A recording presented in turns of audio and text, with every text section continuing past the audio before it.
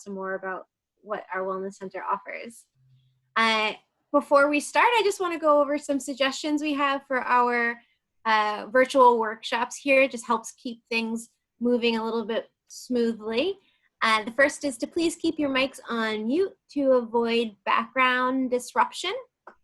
It just makes it a little easier for other people to hear what's being said. Also, you'll see at the bottom here, there's a button for chat. If you press submit your questions there, Kellyanne will see them pop up and she'll read them and we'll have a conversation that way. If you're not comfortable putting it there because that's a public space to type, feel free to private message Kellyanne. Mm-hmm. You do have a small group today, so if you do feel comfortable turning off your mic and unmuting yourself to ask a question, feel free to do so. That's true. I'd love to hear your voice. Also, just keep in mind to keep questions appropriate for content today. Today's pretty organic. It's a question and answer type workshop, so there's a lot of freedom here today. And of course, please be respectful of one another. I'm sure we won't have any problems there. So, what's on your mind? We're gonna have a free form question and answer conversation. We wanna open up a dialogue and really make it about you and what you'd like to know or learn or just talk about. So I'm gonna give everybody a moment to enter in any questions that they might have or comments that they might have into the chat box below, and then Kellyanne will read them out loud and we'll start talking. Mm-hmm. Absolutely.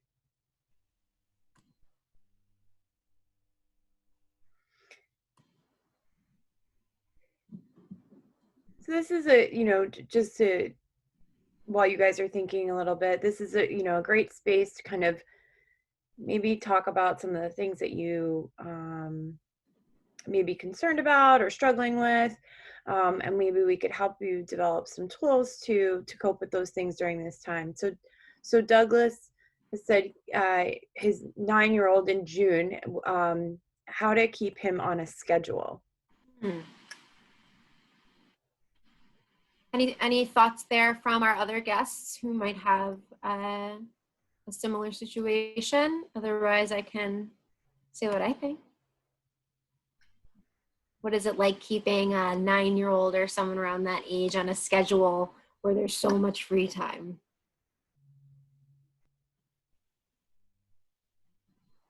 So my first thought, and please everyone jump in, is modeling. If first we're able to model a structured type schedule, then hopefully a 9-year-old might want to follow suit. Also, something that I think works well for me is engaging mindfully and positively sometimes some activities that aren't so fun, like in the morning or at night when you have to clean up the kitchen instead of disgruntlingly or kind of grumpily cleaning the kitchen, engaging in it in a more positive and friendly manner that might make it a little bit more attractive for a 9-year-old. So waking up in the morning is fun because what do you do in the morning? You know, for me, I go out and I check on my veggies now, which really pulls me out of bed. And I wonder what things might get a 9-year-old to want to get out of bed. And I think, just to touch on that point, and I'm going to read some of the comments in just a second, but I think, depending on the maturity level of your daughter, I think it may be beneficial to talk about the importance of a schedule, and talk about, getting them to understand why it is important and beneficial to stay on a schedule. But Sophia added a thought in the chat.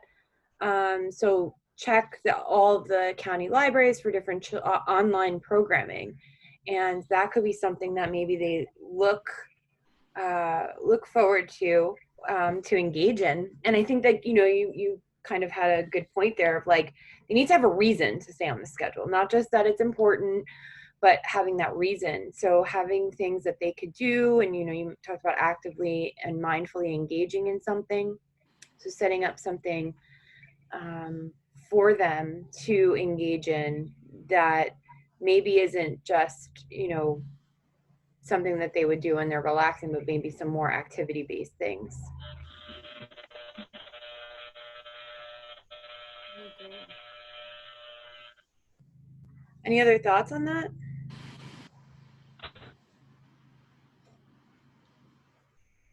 I think I was just going to touch on something else that you said. I think being vigilant about the routine in terms of the modeling aspect that you were talking about, if we model the behavior for others around us, we we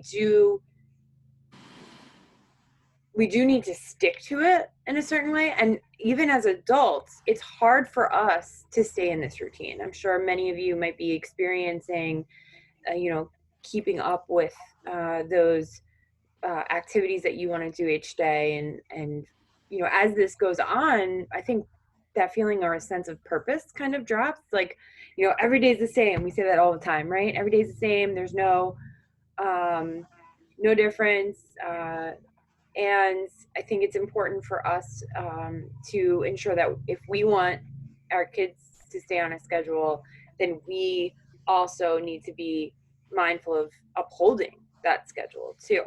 Yeah. So another comment here. So Douglas did say that he blocked YouTube on the PC. That's something that you can really get caught up in, especially younger kids. They do tend to get caught up in watching these different videos, and then all of a sudden the whole day has gone by. So that is a good thing to do. And Sophia added exercise together.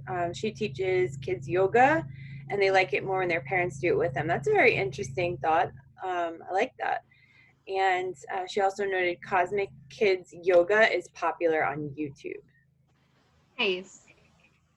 That's a great suggestion. I wanted to add that, it's a lot of pressure on ourselves to uphold the schedule and routine. We've talked about that in the past. And it's important for us to hold a sense of compassion for ourselves. If we're not able to maintain the same routine and the same schedule that we might have had before quarantine, I think that we have to really be easy on ourselves and forgive ourselves. And maybe it's important to consider lending that same compassion to our kids. It's much more difficult, I'm sure, for a 9-year-old to stay on track than it is for us as adults. So, of course, trying to model and uphold a routine and some sense of structure, but also remembering that this is an unprecedented time, and our levels of distraction are so much more, they're so much greater than they were before. So thank you, Teresa, for answering that question for Douglas. I think that was really helpful. I'm going to go to another question that came up in the chat, but please feel free to keep sending them in as we talk if you think of any additional questions. So Sophia had asked, does Malloy Mental Health and Wellness Center have any support groups? So Teresa, do you want to talk a little bit about what we do at the Mental Health and Wellness Center? Sure. So we serve individuals, couples, families in our community. And right now we do have telemental health options. We have our master's students as interns at the Wellness Center serving people online, just like this, for individual sessions, and I believe also for couples and families online. Is that right, Killian? Yeah. And we also have a lot of different types of sessions just like this, in partnership with different libraries and other establishments. And we have things like the question and answer, like today, which is a bit more organic. And we also have some more specific type groups, like practicing positivity, and how to deal with change and things like that. We are always posting different opportunities to engage online on Instagram. And you can always message us, and we'll take your email and send you information about the different activities that we have going on. Anything to add, Kellyanne? We do also have the afternoon wellness break. So we do run directly from our center. So they're currently happening twice a week, Tuesdays and Fridays at 1. And then going into June and July, they're going to be once a week on Thursdays at 1. We're currently compiling the schedule for those groups, and those groups act as, like, they do have topics, but they also act as a place where you can come and talk about what's going on for you. And we keep them open so that if one day you have the time and you feel like giving yourself a little mental health break, you can come join us and talk about whatever it may be that's going on for you. And definitely we do send out emails about our services. So if you want to email us or send us a note, we will be happy to add your email address to our mailing list. Thanks for asking. I hope you join us again.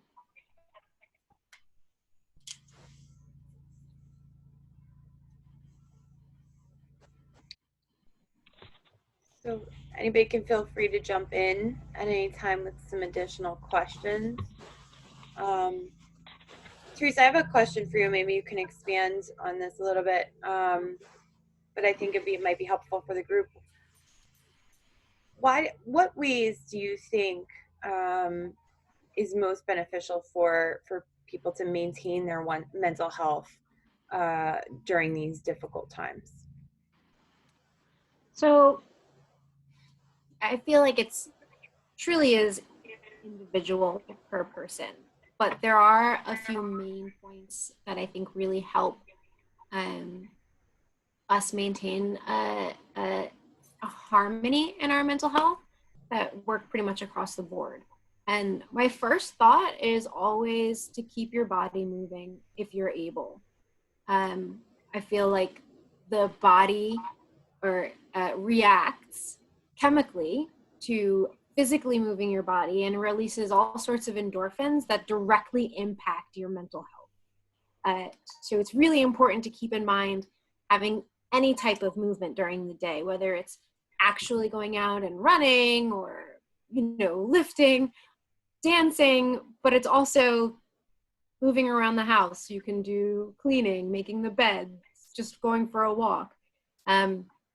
Doing those small things is a very easy way to help achieve harmony or balance in your mental health.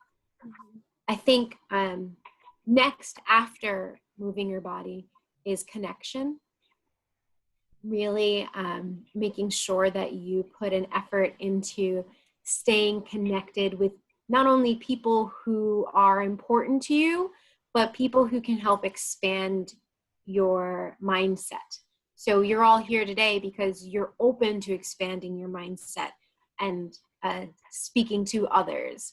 That sort of connection is really so enriching and feeds your mental health. So I commend each one of you for being here today, because just by showing up, you've done so much for yourself.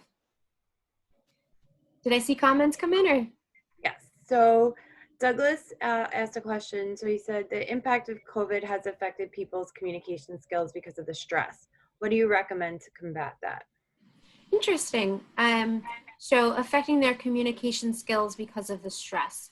I'm wondering what that looks like exactly. Right. Sort of like in what ways has the communication skills changed? Because I'm noticing, I think two separate things. Some people are withdrawing a little bit and communicating less. Some people are communicating more and more frequently with others, but also because of the stress, people may be like short or frustrated. So Douglas, to clarify, like that it's like an anxious effect. So I see. Thank you. I better understand now. I think of some of the grounding techniques that we can use to try and really harness our ability to stay in the moment and express ourselves free of anxiety and stress. So of course, deep breathing in the moment. I know that's something that helps me to get me grounded. And there's some techniques that we discussed in a previous session that help get us in the moment and alleviate feelings of stress and anxiety, like where we observe our surroundings. You count 5 things you can see, 4 things you can touch. I might get the numbers wrong. 3 things you can hear, 2 things you can smell, is that right? And 1 thing you can taste, right? So having small mindfulness practices like that might help you in alleviating the effects of stress and allowing you to be able to communicate more clearly and free of the anxiety. Is that kind of what you were looking for? I think also something you might want to touch on is how do you how do you best interact with others who are communicating with difficulty during these times? So how do you essentially react to them, and how do you deal with, as Douglas said, dealing with others' difficulties? Right. I think I try to remember that everybody is probably functioning at their best. And it's important for me to remember to have compassion, because I don't know what someone else is going through. I know what I'm going through. So engaging with them with a sense of empathy that I would want someone else to be engaging with me helps me to communicate clearly and allows that person to feel at ease so that they can communicate clearly with me. So just to clarify with that, what you mean by the best is like they're doing the best that they can at this time? Absolutely. Right. So, kind of being understanding that they are experiencing some difficulties, and that, having some, I guess, patience, practicing some patience with that. And, I also kind of thought of the modeling thing as well, that you were talking about when we were talking about routines. But I think modeling effective communication is also important. One thing that we sometimes do as counselors, like, I'm hearing that you're feeling really anxious right now. So let's talk about what's going on for you. But obviously that depends on the context and who you're talking to. But also, I think the compassion part of that was really an important piece to this. Yeah. I feel like it's very easy for us to hold compassion for others, and we forget to hold compassion for ourselves. But by holding compassion for ourselves, we make space for the other people. Having compassion for ourselves is sometimes also having compassion for those around us. Right. And I think, dealing with others, we also have to remember that the way that we perceive the communication can be also strained during this time because of how we're feeling. So also in this, we should be reflecting on ourselves and our experiences so that we can most effectively engage with others as well. Do some self-reflection and kind of take into account what we may be feeling. Absolutely. Does anybody have any thoughts on that? Anybody from the group want to share? Oh, I see Danny's here now. Hi, Danny.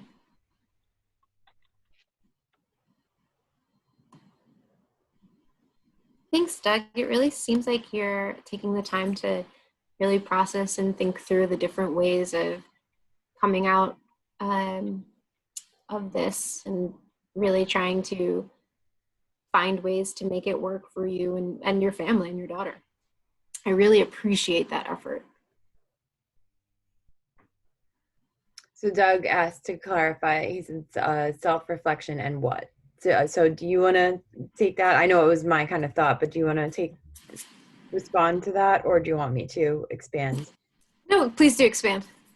So when we do some self-reflection, it allows us to understand the way that we may be interacting, and maybe sometimes we don't necessarily mean something to come out the way that we intend it to.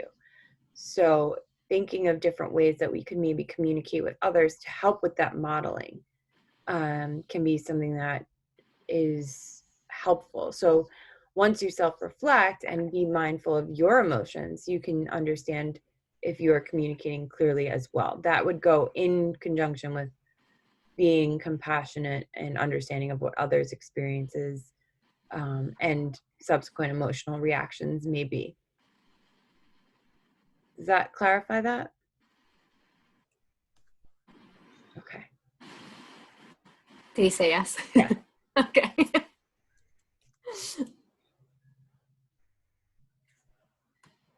So, we come here sometimes, I think, and we maybe assume that everybody has a concept of what mental health even is. So I thought it might be a good idea to just touch briefly on what mental health is, just in case someone really needed to dig in there. So the basic concept of what mental health is the well-being of our psychological and emotional well-being. Finding that balance that allows us to function daily at a level that allows us to continue to move through life in a way that makes us feel good, or at minimum operable. And that makes me wonder if anybody has any thoughts about any psychological or emotional obstacles that they feel like they might be encountering in regards to their well-being and daily functioning. Is there anything that brings to mind for anyone here? Sorry if that wasn't clear. I hope that was clear. Well, I think for me, something that has come up, and maybe you can touch on this a little bit, is like a sense of like, because this goes on longer, it's sort of a sense of exhaustion. And I'm not sure if it's really necessarily like mental or like cognitive, like my thoughts, or if it's like emotional, or if it's just the pressure. So what would you recommend for managing the sense of like exhaustion? Yeah, that's a great point, Kellyanne. Our physical state has such a heavy impact on our mental state and emotional state. For exhaustion specifically, I think there are a lot of things that we have to do to help avoid or manage ourselves before we get to the point of exhaustion. And I think the first thing is a routine, kind of like we spoke to earlier, and keeping our bodies through a cycle that supports them best, whether it's going to bed at 9 or going to bed at midnight. Mm-hmm. But then also providing our body sustenance that allows for our body and mind to function. And again, with that same cycle every day, just doing small things like that to help avoid your body shutting down, which inevitably affects your mental and emotional state. Mm-hmm. Adriana has put in the chat that she thinks that the isolation from the pandemic for her has brought upon depression and anxiety. Can you talk a little bit about how you can manage those feelings? Yeah. So depression and anxiety, they're really intense experiences. And I think that it's important, kind of like what Kellyanne was talking about earlier, to take some time to do some self-reflection on like what depression is for you and what anxiety is for you, because it shows up differently in different bodies and different people. And holding them up differently and realizing that these might be two obstacles, but they are not who you are. So holding them up and looking at them and observing them as a problem or an obstacle outside of yourself, and learning a little bit about what it is. So I'd like to ask, because it's different for everybody, what comes with the depression, with the pandemic, for you or for anybody here. Mm-hmm. For some people, it might look like not being able to get out of bed. And for some people, it might look like really not wanting to engage with others. Some people have all the criteria where they don't want to get out of bed and they don't want to engage in tasks and they don't want to engage with people, and they have extreme negative self-talk. It really varies per person. So I think you have to think about what depression means for you, and then address it with a specific plan. So something that I have come across since this all started is this, it's a sense of, for many individuals, it's been a sense of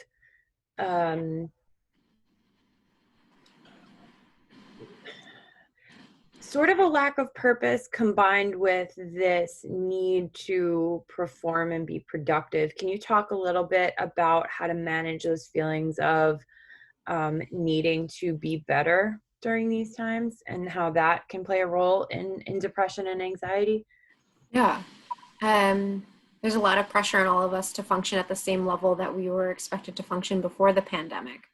But there are many different things that are prohibiting us from performing at that same level. And as we keep bringing up, a level of compassion is really needed for yourself, to realize that you're not incapable of doing these things, but there are things in the way that make it more difficult than it would be normally. And I think some ways of managing the stress and anxiety and depression that come along with it is tackling things one thing at a time, trying to stay mindful and completing just one of the tasks. And by doing that, you grant yourself a sense of accomplishment. And also setting up boundaries, which is really difficult, I understand, especially in the workplace. Like, I can only do one thing at a time, or I need this much time to get this task done. And that allows you to honor what you know that you are able to do without experiencing the negative effects of the anxiety that the task already brings. Mm-hmm. What do you think, Kellyanne? Does that land all right? It does. And I think, it's interesting because you brought up like work responsibilities, but also like the extra demands that people have on them. Like, some people are now, working, parenting, and teaching All in the same room. and if you can expand on how maybe you can deal with that, that role balance, which might be taking a toll on some people, because you touched on work, and I think,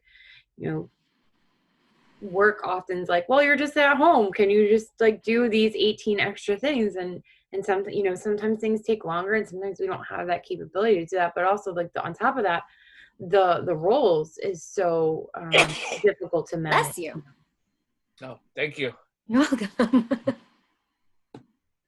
Yeah.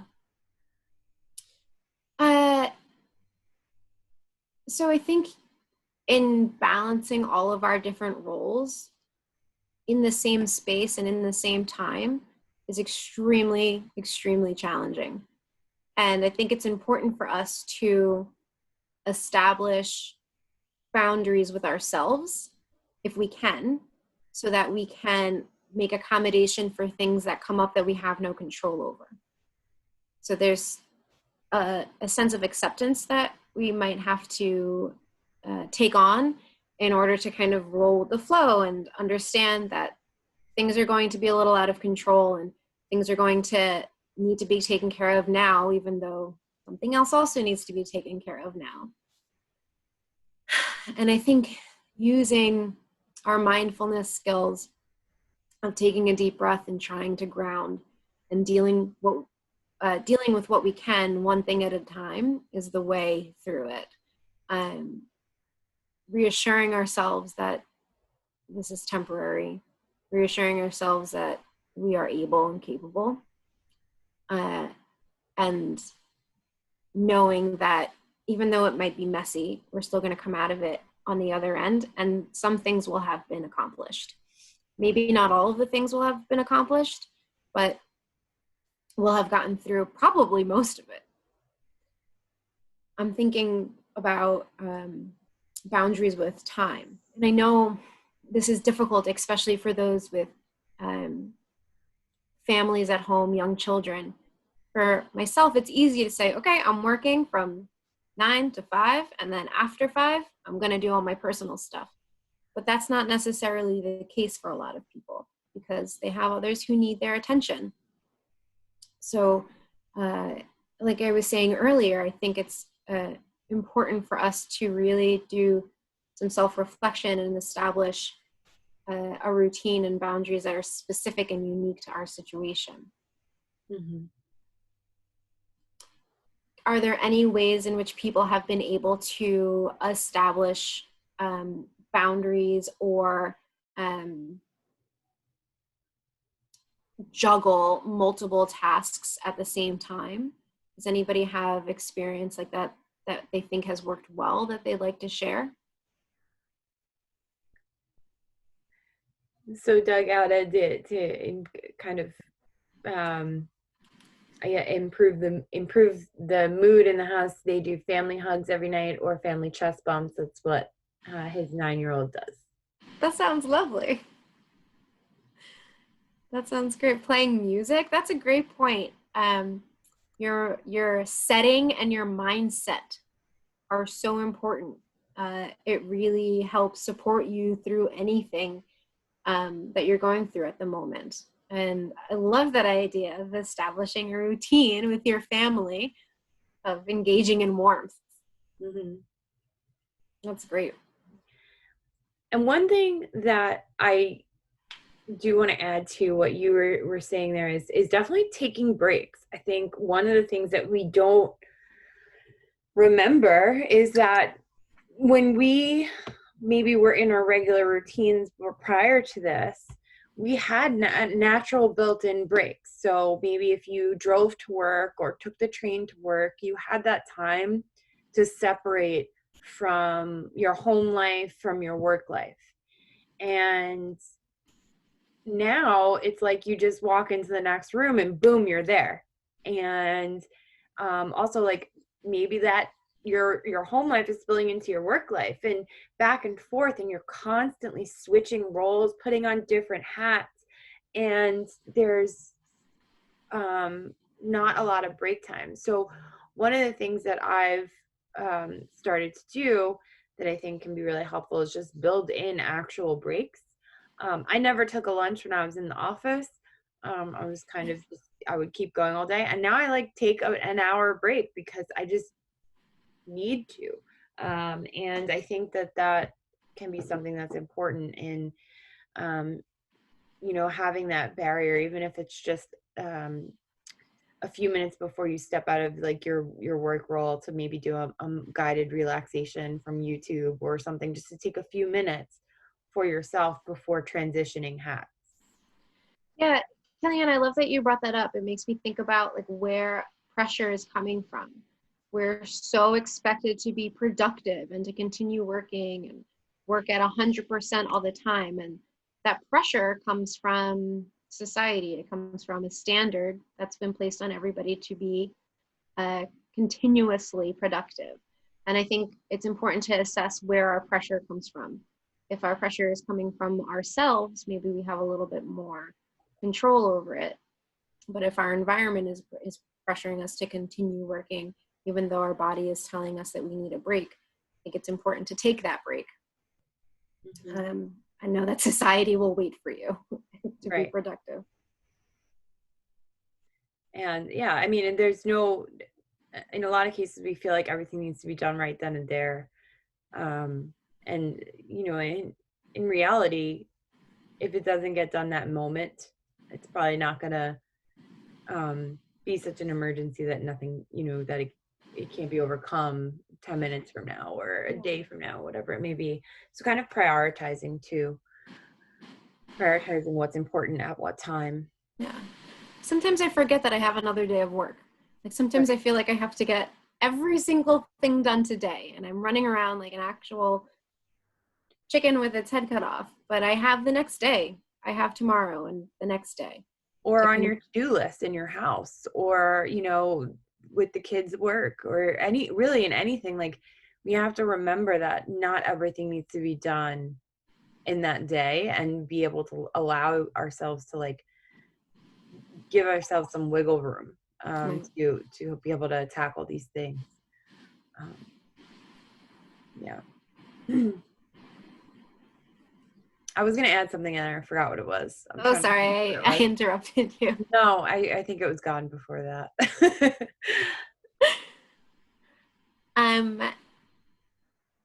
So, and does anybody else have anything else that they'd like to discuss? So Sophia had actually added, and I was kind of waiting for us to kind of finish this discussion of the depression and anxiety, but she wants to know, how do you gauge healthy mental wellness goals? And maybe we should start off that discussion with, what are some healthy wellness goals? Healthy wellness goals. So I know I keep saying this, but I really do believe that they are individual for each person. But finding a balance. What are wellness goals? Mental health and wellness goals. I would say the first goal is, I keep thinking of, for me personally, and I'm trying to make it more broad so that everyone can fully relate, but maybe it's best to just be transparent. For me, it's a state of clarity that I'm able to process and think in a concise manner.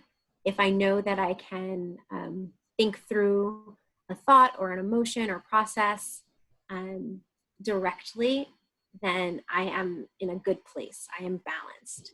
Instead of having something come up, and because I'm experiencing that thought or emotion, everything else starts coming up, then I kind of know that I'm not balanced.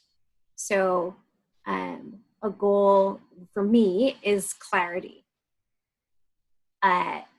Allowing myself to process things as they arise, specifically about the thing that's come up. Does that land for anybody? Being able to kind of think clearly without that scattered feeling, processing something alone on its own, and getting through that thought.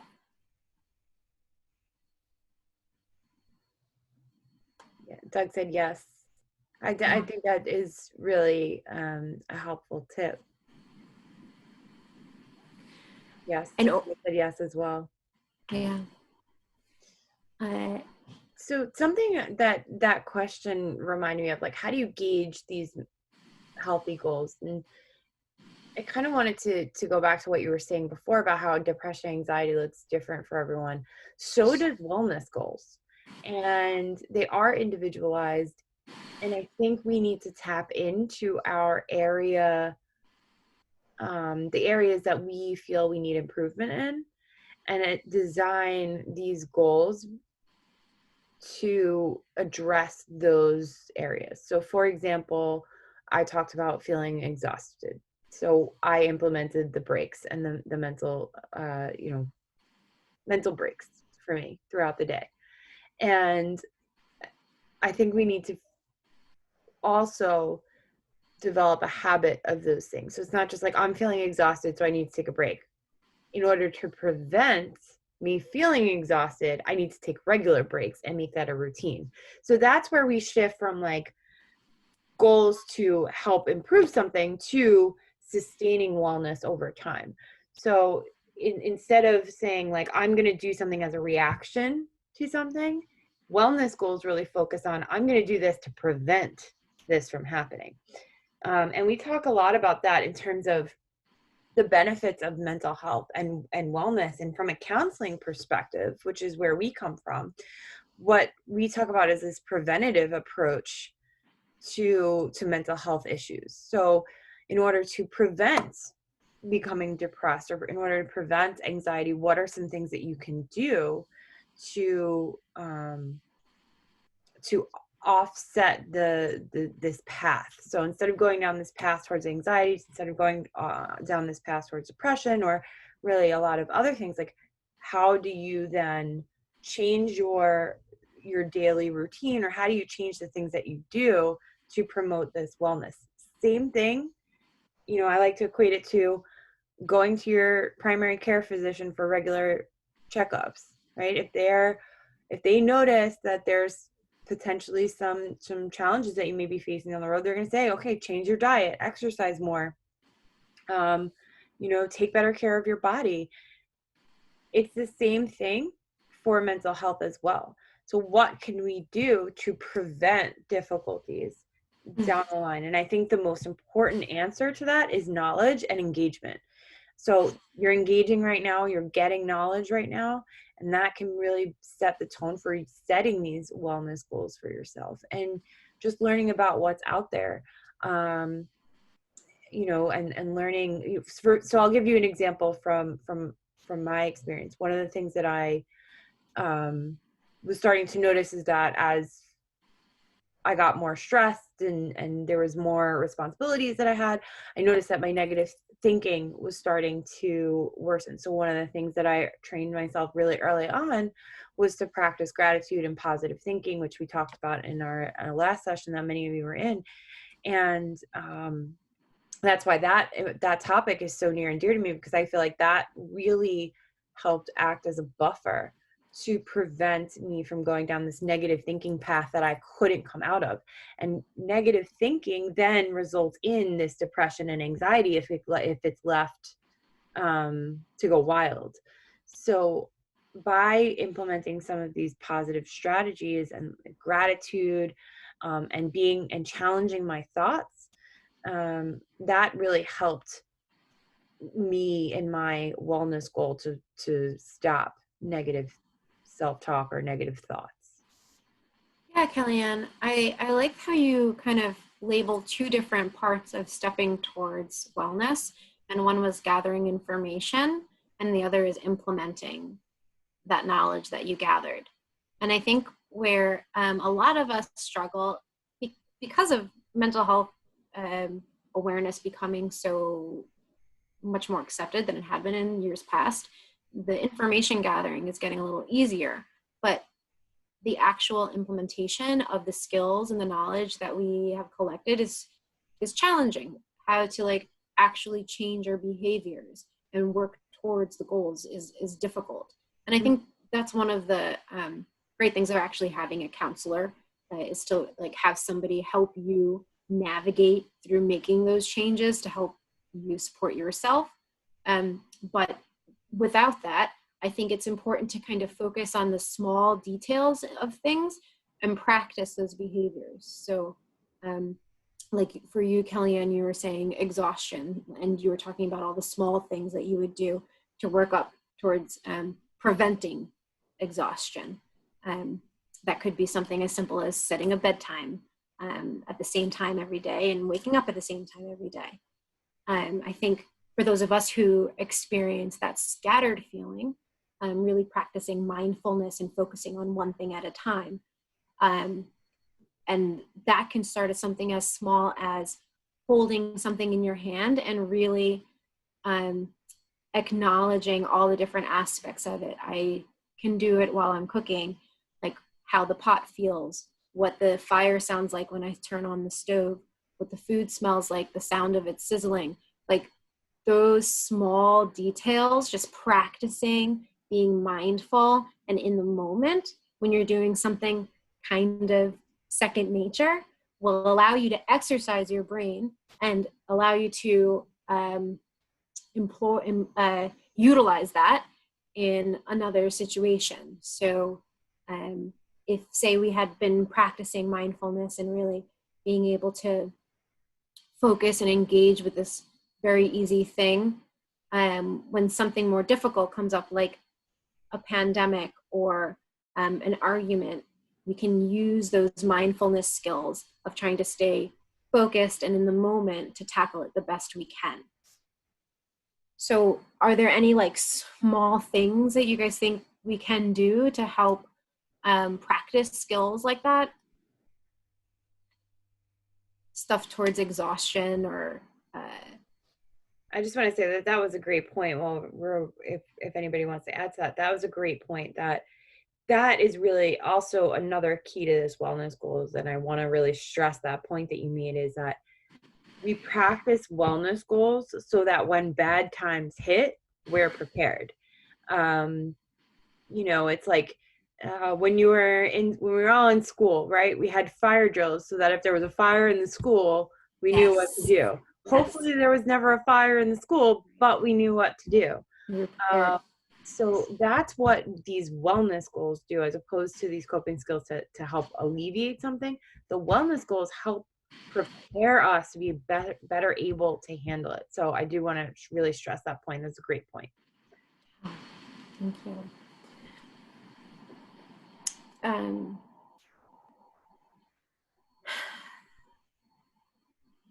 Those of us who experience anxieties, I think Sophia had brought that up earlier, we didn't really get into that, and the small ways that we might be able to work towards handling a case of anxiety or an anxious situation might be to start in a small place, like first within ourselves, and acknowledging what triggers our anxieties, and then also taking the time to be mindful of what we're experiencing in our bodies. And once we understand what we're experiencing in our bodies, we can apply that skill that we just learned in being mindful of what it's like when we interact with someone that triggers our anxiety, or if we go somewhere that triggers our anxiety, to really be mindful of what happens outside and what's happening inside, so that we can make those connections and work on the specific things.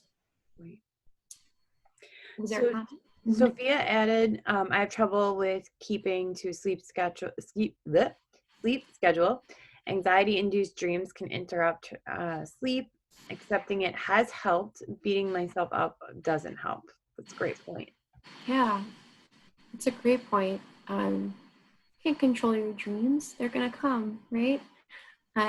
Accepting that, but also taking action to work toward maybe supporting yourself through better sleep and hopefully getting better dreams. Maybe anybody else who's had problems with sleep can make some suggestions to work towards a better experience. But I wonder what it's like when you're experiencing difficulties maintaining the schedule, because I think that's important to really acknowledge. Is it difficult to maintain a schedule because your neighbors are partying? Is it difficult to maintain a schedule because before you go to sleep every night you have the same thoughts? When we can pinpoint or acknowledge at least specific things that happen that interrupt sleep, then we can move forward. I see some comments coming in. Is that Sophia? Yeah. So Doug said trigger words or expressions as points to Teresa. Adriana said, I have trouble keeping my sleep schedule also. She's tried to set up a bedtime routine by reading a book and having some tea and journaling at times. I'm actually going to add to that journaling part in just a second. And Sophia added, I've noticed not watching TV or using social media has helped make dreams less stressful. Great job. That's one of the biggest things you can do to improve your sleep schedule is turn off the devices as much as you can, like a half hour to an hour before you go to sleep. What you want to do at night is you want to start to quiet your brain and not have it more active.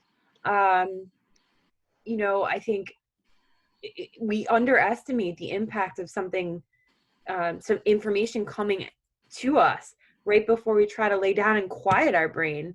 Of course we're going to think about it. Of course it's going to kind of keep us up because we've now taken in this new thing that we have to consider and ponder. And especially if you emotionally react to it. I know last week I got a text at 11 o'clock from somebody telling me about a problem that was happening. And I was like, this couldn't wait till 8 a.m. like after I slept. So I didn't sleep the whole night because I was up worrying about it. And there's nothing you can do about it at 11. So one thing that I've practiced and encouraged people to practice, I'm not a big writer, so I don't do this as often, but I do it when I need to do it. But what you can do, and this goes back to the journaling comment, if you notice that your thoughts are like repeating in your brain when you're trying to quiet your brain and you just can't shut them down, practice writing the thoughts down, closing it and being like, I'm going to come back to this tomorrow. I'm going to give it its time tomorrow. That can help work with that acceptance piece of this and help work with the part of this where, you can't stop thinking about it because you want to get up and do something about it right then and there. But like I mentioned before, there was nothing I was going to do about this problem at 11 o'clock at night. So staying up and thinking about it wasn't helpful either. But I've also trained myself to be like, well, if I sleep now, I'm going to be better equipped to handle it well rested. So sometimes that can help, writing down those thoughts that are circulating in your brain and then putting away and making sure that you acknowledge that you're going to give it the time and space that it demands the next day. Again, takes practice. It's not going to work the first time or maybe even the second time, but if you keep practicing it and working to accept it, it can get easier. Doug added, sorry. Tell me what Doug added. Oh, Doug added that is what I've adopted. So nice. And I'm hopefully, Doug, you find it helpful. As you were talking about that, it made me think about a little bit about dreams and how they impact our sleep. And I think Sophia said earlier that she was having disruptive dreams. Mm-hmm. And I started to remember when I was also having disruptive dreams, and I read about what it is and how transformative it can be to really embrace them and learn what sort of meaning they have for us. And writing it, the journaling, like Kellyanne was talking about, is an excellent processing how you remember your dream whenever you can, when it's fresh in your mind, and then coming back to it and trying to really embrace it, accept it, and learn what your body and your mind is trying to tell you. There's so many resources online that are dream interpretations, and some of them are silly, of course, but it's all about our personal interpretation of what it is and the message that we bring ourselves in the end. And maybe by uncovering that message, you might be able to alleviate that sense of anxiety before going to sleep. Like, I know that my body is trying to send me this message of blank, so I'm ready and I can go to sleep. Maybe that might bring a sense of ease.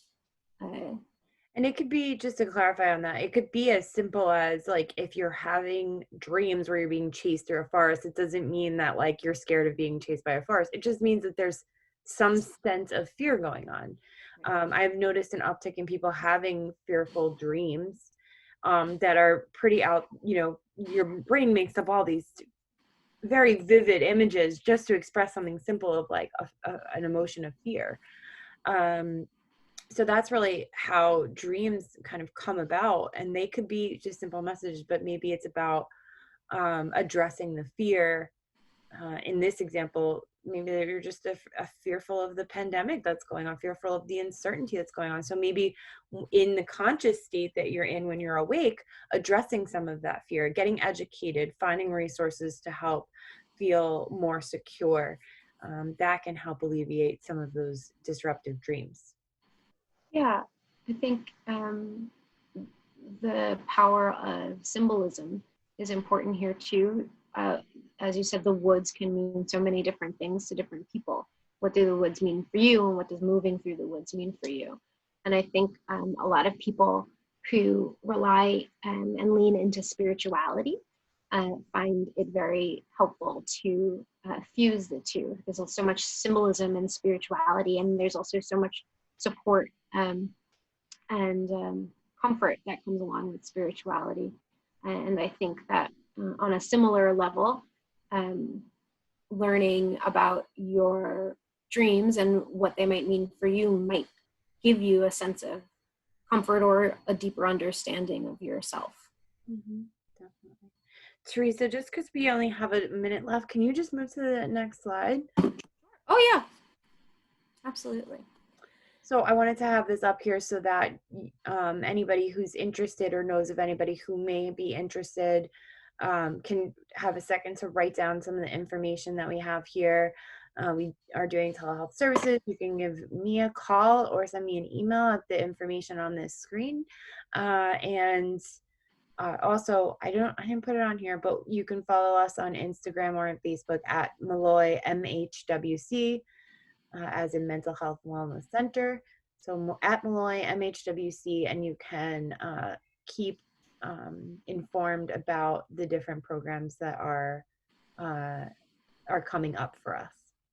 So Sophia added to our last point is that she's always had vivid dreams. She'd like more dreamless nights of uninterrupted sleep. And I think one way to do that is really to practice that, like, you want to exhaust your brain during the day and attend to your emotional needs during the day, so that when you go to sleep, there's this sense of calm that can come over you.